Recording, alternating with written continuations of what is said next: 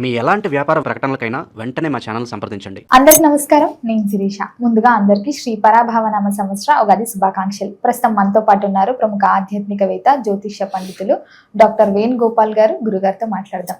నమస్కారం గురుగారు. గురుగారు, ముందుగా మీకు కూడా ఉగాది శుభాకాంక్షలు అండి. గురుగారు, ముఖ్యంగా మరి ఈ సంవత్సరం ద్వాదశ రాశిలో అయిన మిథున రాశి వారికి ఈ సంవత్సరం ఎలా ఉండబోతుందంటారు? ఎలాంటి జాగ్రత్తలు తీసుకుంటే బాగుంటుందంటారు?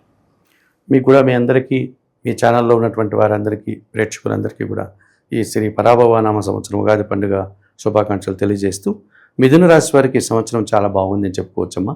సహజంగా మనం మిథున రాశి గురించి మాట్లాడుకునేటప్పుడు మృగశిర నక్షత్రం 3, 4, 2 పాదాల వారు, ఆరుద్ర నక్షత్రం 1, 2, 3, 4 పాదాల వారు, పునర్వసు నక్షత్రం 1, 2, 3 పాదాల వారు, ఈ 9 నక్షత్ర పాదాలని మిథున రాశి వారు అని చెప్తూ ఉంటాం.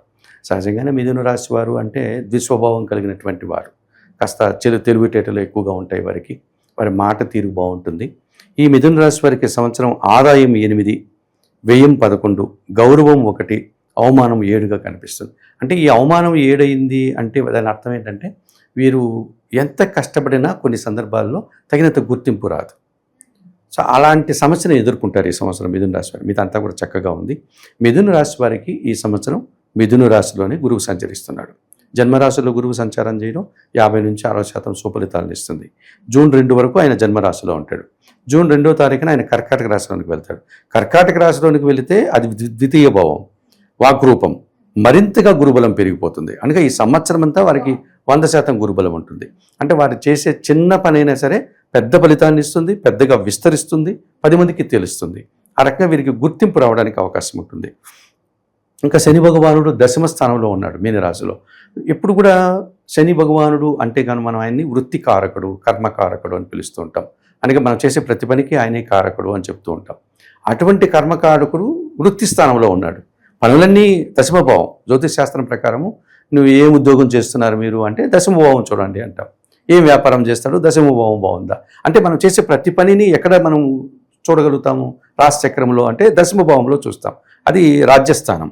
మనం చేసే ప్రతి పనికి అదే మనకు ఇండికేషన్ అనమాట. అటువంటి 10వ స్థానంలో శని భగవానుడు ఉంటే బోల్డ్ అంత పని ఇస్తాడు మిథున రాశి వారికి. చక్కగా వ్యవసాయం చేసుకోవచ్చు, వ్యాపారం చేసుకోవచ్చు, ఉద్యోగాలు చేసుకోవచ్చు. పని విపరీతంగా ఉంటుంది. పని ఉన్నప్పటికీ అంతకుమించి ఏం కావాలి? ఆ పని తగిన ఫలితం ఎంతో కొంత తప్పనిసరిగా వస్తుంది. ఒకవేళ ప్రస్తుతానికి రాకపోయినా అది ఎక్కడున్నా పని వస్తుంది. ఆ పని తత్వం అనేది ఎట్లా ఉంటుందంటే, మంచి పని చేసినా మనం పోయి అడవిలో కూర్చున్నా అది వెంటాడుతుంది. తప్పు పని చేసినా మనం ఎక్కడో దాక్కున్నా అది వదిలిపెట్టదు. అది నీడలాగా వెంటాడి తీసుకెళ్తుంది. ఏదో రోజు ఆ నేరాన్ని మనం ఒప్పుకోక తప్పదు, శిక్షణ భరించక తప్పదు. ఇది సహజం కదా. కర్మ సిద్ధాంతం ఇదేగా చెప్తుంది. మనం ఈ చేత్తో చేస్తే ఈ చేత్తో అనుభవించాలి. అట్లాగా 10వ భావంలో శని భగవానుడు ఉంటే తప్పనిసరిగా వాళ్ళకి చేతి నిండా పని ఉంటుంది. ఏదో తెల్లవారితో సూర్యోదయానికి ముందు లేచి పొలానికి వెళ్ళిపోయే రైతులాగా మళ్ళీ ఎప్పుడో అక్కడే భోంచేసి అక్కడే చెట్ల కింద విశ్రాంతి తీసుకొని సాయంత్రం వరకు పొలంలో పనిచేసి మరి రాత్రి ఇప్పుడు 6:30కి 7కి వచ్చి పడుకునేవాళ్ళలాగా కొంతమందికి కొన్ని కార్యాలయాల్లో పనిచేసేవారు కూడా నేను చూసినటువంటి తెల్లవారితో 6 గంటలకంతా తీసి పాపం మా బ్యాగ్ అది ఎత్తుకుని వెళ్తూ ఉంటారు. మళ్ళీ ఎప్పుడో 7 గంటలకు వస్తుంటారు. వాళ్ళు ఎక్కడో కార్యాలయంలో కూర్చొని నిరంతరం పని దేవుడు అన్నట్టుగా పని చేసుకొని పోతుంటారు. వాళ్ళకి సూర్యోదయము సూర్యాస్తమయం చూసేటువంటి పరిస్థితి కూడా ఉండదా? ఇంతటి పనితత్వమా అంటే అదే శని ప్రభావం. శని గన వారికి బాగా ఇబ్బంది పెట్టి, ముఖ్యంగా ఇప్పుడు ఏలినాటి శని అన్నాం కదా, విపరీతంగా పని ఇస్తాడు వాడు. ఏలినాటి శనిలో పని లేకుండా ఉండదు, పని విపరీతంగా ఉంటుంది. కాబట్టి నిరంతరం ఆ పనినే దైవంగా భావిస్తారు. ఇంకా వేరే ఆలోచన ఉండదు వారికి. ఏదో ఒక గుర్రానికి గద గంతలు కట్టేస్తే అవి ఎలా నేరుగా పోతూ ఉంటుందో అలాగా పోయి ఆ పని చేసుకుంటూ ఆ పనిలోనే ఆనందాన్ని పొందుతూ ఆ పని వారికి అంతకుమించి వేరే ధ్యాస ఉండదు. అలా త్రికరణ శుద్ధిగా పనిచేసే తత్వం ఈ సంవత్సరం మిథున రాశి వారికి ఉంటుంది. 10వ భావంలో శని భగవానుడు ఉన్నాడు కాబట్టి బోల్డ్ ఎంత పని ఉంటుంది. పని లేని తనం అన్నట్టు ఉండదు. ఆ పనికి గుర్తింపు అయితే ఈరోజే రావాలని రూల్ ఏం లేదు. ఎప్పటికైనా ఆ పనికి ఫలితాన్ని వాళ్ళు పొందగలుగుతారు. 9వ ఇంట్లో రాహు ఉన్నాడు. ఇది కాస్త ప్రతికూల ఫలితాలను ఇస్తుంది. అంటే దుబారా ఖర్చులు పెరిగిపోతాయి. విదేశాలకు వెళ్ళాలనుకునే విద్యార్థులు కానీ, విదేశాల్లో వ్యాపారాలు చేసేవారు కానీ, విదేశాల్లో ఉద్యోగాలు చేసేవాళ్ళు ఈ సంవత్సరం వాళ్ళు మానుకోవడం మంచిది. ఎందుకంటే వెళ్ళకుండా మానుకోవడం మంచిది. ఎందుకంటే డిసెంబర్ 5 వరకు 9వ ఇంట్లో రాహు ఉంటాడు. డిసెంబర్ 5 తర్వాత అష్టమానికి వెళ్తాడు. అది ఇంకా ప్రమాదకరమైనటువంటి భావజాలం. 8వ ఇంట్లో రాహు ఉంటే అస్సలు మంచిది కాదు. సో మోసపోయేటువంటి లక్షణాలు ఉంటుంది.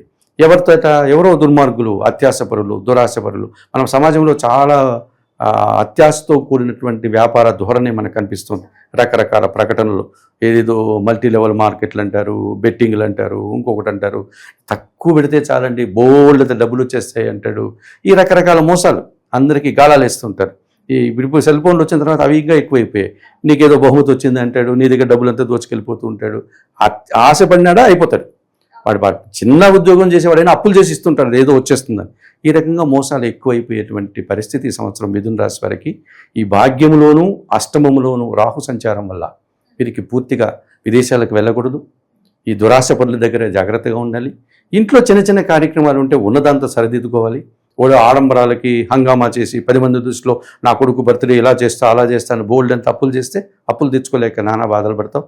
ఇంకా నిరంతరంగా కష్టాలు పెరిగిపోతాయి, ఆర్థిక సమస్యలు పెరిగిపోతాయి. సో రాహు విషయంలో జాగ్రత్తలు తీసుకోవాల్సి ఉంటుంది ఈ సంవత్సరం మిథున రాశి వారు. అలాగే మిథున రాశి వారికి సింహరాశిలో కేతువు 3వ భావంలో ఉన్నాడు. సో జన సహకారం బాగుంటుంది, నిరాడంబరత బాగుంటుంది, భగవంతుని ఆశీస్సులు ఉంటుంది, దైవ కార్యక్రమాలు చక్కగా చేసుకోవడానికి అవకాశం ఉంటుంది మిథున రాశి వారు. ఎప్పుడు వారికి కాస్త ఇబ్బందులు వస్తుందంటే డిసెంబర్ తర్వాత 2026 డిసెంబర్ 5 తర్వాత ఆయన కర్కాటక రాశిలోకి వస్తాడు కేతువు. అది ద్వితీయ భావం అవుతుంది. ఈయనేమో రాహువేమో మకర రాశిలోకి వస్తాడు. ఒకసారి మారుతారు రాహుకేతువులు ఎప్పుడు కూడా. సో వీరిద్దరూ డిసెంబర్ 5వ తారీఖున కుంభరాశిలో భాగ్యంలో ఉన్నటువంటి రాహు అష్టమ భావం అనేటువంటి మకర రాశిలోకి వస్తాడు. 3వ భావంలో ఉన్నటువంటి సింహరాశిలో ఉన్నటువంటి కేతు కర్కాటక రాశిలోకి వస్తారు. ఇది అష్టమ రాహువు, ద్వితీయ కేతు, కాలసర్పదోషం. సో 2026 డిసెంబర్ 5 తర్వాత వీరు జాగ్రత్తలు తీసుకోవాల్సి ఉంటుంది ఈ మిథున రాశి వారు. ఎటువంటి జాగ్రత్తలు తీసుకోవాలి అంటే ప్రధానంగా రాహువు ఇబ్బంది పెడుతున్నాడు మొదటి నుంచి. సో చాముండేశ్వరి అమ్మవారి దర్శనం కానీ, కాళికాదేవి దర్శనం కానీ, కనకదుర్గాదేవి దర్శనం కానీ, అంటే రాహువుకు మనము ఆరాధన చేసేటువంటి సందర్భాల్లో అనగా రాహువుని అనుకూలించుకోవడానికి కాస్త ఉగ్రదేవత అర్చన చేసుకోవడం మంచిదమ్మా. ఉగ్రదేవత అర్చన అంటే మళ్ళీ మనం ఏదో తాంత్రిక పూజలని భయపడాల్సిన పని ఏం లేదు. అమ్మవార్లు ఉన్నారు కదా మనకు, ఆయుధం కలిగినటువంటి అమ్మవార్లు ఉన్నారు. కాళికాదేవి అంటే తప్పకుండా ఆమెకు ఒక ఆయుధం ఉంటుంది. దుర్గాదేవి అంటే ఆమె చేతిలో ఒక కత్తో శూలము ఉంటుంది. చాముండి అమ్మవారు, ఇటువంటి అమ్మవార్ల దగ్గరికి వెళ్ళి అమ్మవారిని దర్శనం చేసుకోవడం, అమ్మవారికి ఇష్టమైనటువంటి కుంకుమ పూజ చేసుకోవడం, అమ్మవార్లకు సంబంధించిన స్తోత్రాలు చాలా ఉన్నాయి. శ్రీదేవి ఖడ్గమాల స్తోత్రం నిరంతరం వినడం, చదువుకోవడం, ఇవన్నీ చేసుకుంటే కాస్త ఈ రాహుకేతు దోషం నుంచి బయటపడవచ్చు. ఇక తప్పనిసరిగా వాళ్ళు కాలసర్ప దోషం వాళ్ళకి డిసెంబర్ తర్వాత వస్తుంది కనుక రాహుకేతువులు ఇద్దరు ప్రతికూలమవుతున్నారు కదా, శ్రీకాళహస్తీశ్వర ఆలయానికి వెళ్ళి రాహుకేతు పూజలు నిర్వర్తించుకోవచ్చు. అదేంటి మీరు గురువుగారు శ్రీకాళహస్తీశ్వరాన్ని రికమెండ్ చేస్తున్నట్టు నేను రికమెండ్ చేయట్లేదమ్మా. అది సాక్షాత్తు మనకు ఉన్నటువంటి పంచభూత లింగాల్లో అదొక లింగం, క్షేత్రం, చాలా పవిత్రమైనటువంటి క్షేత్రం. ఎందుకు చెప్తున్నానంటే ఈ రాహుకేతుల పేరుతో కూడా మనం ఇంతవరకు చెప్పాము, ఈ రాహువు లక్షణాలు కలిగినటువంటి పూజారులు, అస్ట్రాలజర్సు, డాక్టర్లు ఎక్కువైపోయారు. ఆ పేరుతో కూడా మోసాలు చేస్తున్నారు. ఈ పవిత్రమైనటువంటి పూజాది కార్యక్రమాల్లో కూడా లేనిపోను చెప్పి పూజలు చేస్తున్నారు. కనుక మనం చేసేటువంటి పూజ అది తప్పనిసరిగా మనకు మంచి జరగాలి కదా, సద్వినియోగం చేయాలి కనుక అక్కడ స్థల పురాణం ఉంది. రాహుకేతువుల యొక్క స్థాపన జరిగింది అక్కడ. దక్షిణామూర్తి ఉన్నారు, సాక్షాత్తు గురువు అక్కడ ఉన్నారు. అక్కడ ఉన్నటువంటి పంచభూత శివలింగాల్లో ఈ మనకు శ్రీకాళహస్తీశ్వరుడు వాయులింగేశ్వరుడు, అక్కడున్న పార్వతీదేవి జ్ఞానప్రసూన్న అమ్మవారు, ఆ స్థలానికి ఉన్నటువంటి ప్రాధాన్యత, అందుకని అక్కడ చేసుకోమని చెప్తున్నాం. అంతకుమించి వేరే ఉద్దేశం ఏం లేదు మనకు. ఆ ఆదాయాన్ని ఆయన్ని మనం రికమెండ్ చేసే అంత గొప్ప వాళ్ళం కూడా కాదు మనకు. ఇక్కడ ఆ పూజలు చేసుకోవడం వల్ల అంత ఫలితాలను ఇవ్వరు, దానికంటే ఎక్కువ డబ్బులు తీసుకుంటారు వీళ్ళు, ఖర్చు చేస్తారు. ఫలితం కావాలి కదా మనకు. మనం చేసేటువంటి పూజ కానీ దానం కానీ అది సద్వినియోగం అయినప్పుడే మనకు ఫలితాన్ని ఇస్తుంది. ఆ ఉద్దేశంతో శ్రీకాళహస్తి అనే పదాన్ని నేను ఎక్కువ వాడుతూ ఉంటానమ్మా. సో మిథున రాశి వారు డిసెంబర్ తర్వాత కాళహస్తీశ్వర ఆలయానికి వెళ్ళి రాహుకేతు పూజలు చేసుకోండి. అంతవరకు దుర్గారాధన చేసుకోండి. భగవంతుని దయ వల్ల మీకు ఈ సంవత్సరం గురువు అనుకూలంగా ఉన్నాడు, కర్మకారకుడు శని అనుకూలంగా ఉన్నాడు. ఈ సంవత్సరంలో మరింత మంచి ఫలితాలు పొందాలని కోరుకుంటున్నాను. గురుగారు, మొత్తం మీద ఈ సంవత్సరంలో మిథున రాశి వారికి ఎలా ఉండబోతుంది, ఎలాంటి జాగ్రత్తలు తీసుకోవాలి తెలియజేసినందుకు ధన్యవాదాలండి.